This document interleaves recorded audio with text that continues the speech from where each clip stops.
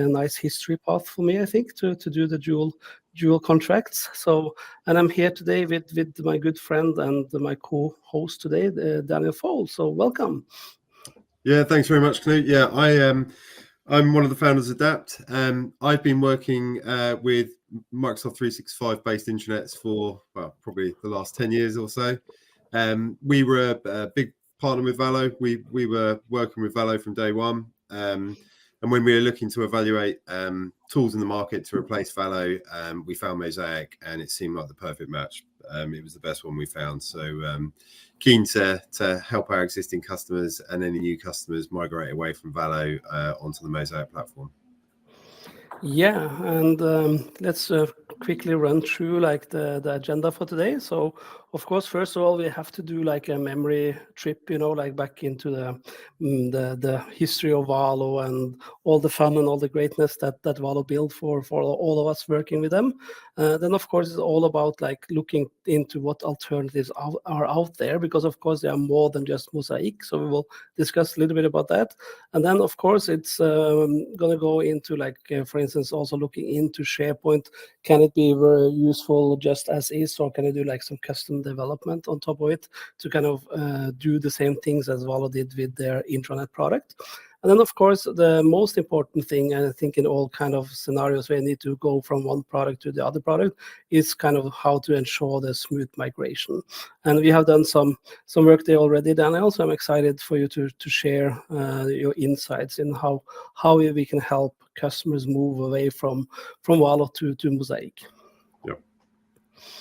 All right, so Daniel, let us know a little bit about the history of Valo. Yeah, so Valo was created back in 2015. It was originally designed as an intranet solution within a consultancy company, and they decided to branch it out and set it up as a separate company because it was so successful. We were with Valo from the very early days, and it was obvious that it was a great product. This was back in the classic SharePoint days when the branding options were very limited. Valo was just a perfect fit. So we sold it to a lot of customers, lots of happy customers, and they stayed with Valo throughout the journey. Then in 2021, it was acquired by Staffbase. They had other similar products within their stack. And I think they made a decision in late 2023 to retire Valo. Effectively, I don't think they wanted to invest any more money in it. They had too much crossover with their existing product stack. So where we are at the moment is that Valo is end of life, end of 2025. There's an awful lot of customers out there running Valo. I think at their peak, it was between 1.5 million to 2 million users. It was a great product, so lots of people were using it. And what we're doing now is helping people transition away from Valo in the kind of smoothest way possible. So minimizing the disruption to your users and making people getting the best of the new features that are out there in the market.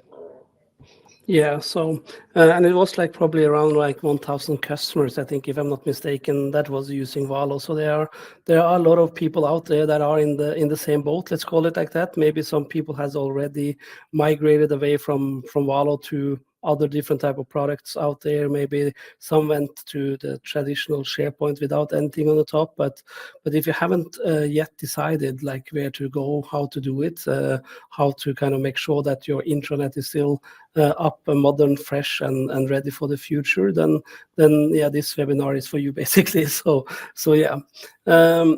So what alternatives do we have basically? So first of all, we can discuss a little bit like around the SharePoint or SharePoint custom dev, and we'll get back to like the SharePoint custom dev option a little bit later on the next slide. But Daniel, like, what do you think about SharePoint as itself? Is it functional as an intranet, or does it kind of lack some features? So I would say the out-of-the-box offering from Microsoft has evolved an awful lot over the last 3 or 4 years. They've thrown a lot of investment at it, and with the addition of things like Viva Connections, it's a much more viable product as an intranet. We find that for some customers where things like branding and those kind of more advanced features that Valo offered, when those are requirements, the out-of-the-box offerings can often struggle to kind of meet those requirements. So that's when we typically look at kind of third-party solutions. So the kind of SharePoint-based ones that kind of sit on top of the existing SharePoint infrastructure, and then those non-SharePoint-based platforms that you might want to talk through there. Yeah, so you have kind of added a few logos here on the slide. So for instance, you have, of course, always options to use like native SharePoint, as you mentioned, but in my opinion, it's like usually what we see is that after using SharePoint native, after some time, you see that there are a lot of requirements that are missing, basically. So my advice is to everybody that is right now into kind of end of Valo life to go back and actually look at the requirements, like, and also look into like how did the intranet work the last years where you had Valo, like what new features do you might want to have, or what type of requirements have maybe happened during the last years that wasn't yet there like a few years ago. So and based on the requirements, you should kind of find whatever product that fits the requirements and not the opposite way around, in a sense, so but I typically split intranet products into two different categories, because they are the ones that is SharePoint based, and of course Microsoft is saying that 80% of the intranets out there are running on Microsoft SharePoint. So of course that bulk is quite a lot, with the different products like Fresh from the UK, you have Involve from Belgium, you have Powell also from France, like, which is a big competitor of Mozzaik here in France. But of course, today we are going to talk mostly about Mozzaik, but I think it's good to mention the different alternatives out there, because again, one product might fit you, another product might not fit you. So you need to kind of go in and review the products out there. And then, of course, you have the bulk with the non-SharePoint-based product, where you have Lumaps, you have Unily, Acomina, Omnia, and the company that actually acquired Valo, Staffbase is in that corner, and yes, they integrate with M365, but the application itself doesn't run within SharePoint. So for instance, whenever Microsoft comes with some new features, you will not be able to utilize them immediately, because then these companies have to go in and develop it before you can start to use it.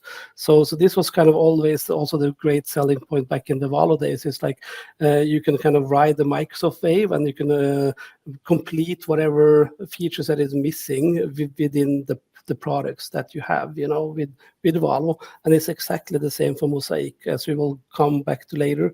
You'll see that all the features that you used to love with Valo is all there present in Mozzaik, basically. So there's shouldn't be like that much features missing, in a sense, to what you're used to. But on the other hand, you also have a lot of other new features, so but again, you need to really review whatever requirements you have. You need to check, do you want to be inside of SharePoint, or do you want to be outside of SharePoint? Like, what are your requirements? And even more importantly, I think like security aspects might come in play, because a lot of times, like I hear like people don't want to use like an intranet product because they think like the security will be less. But for instance, with Mozzaik, everything runs within your own tenant, everything runs in your own environment. So it's not any less secure than if you will, for instance, do custom dev, or if you will just run SharePoint out of the box. So it's a lot of mistakes out there as well that people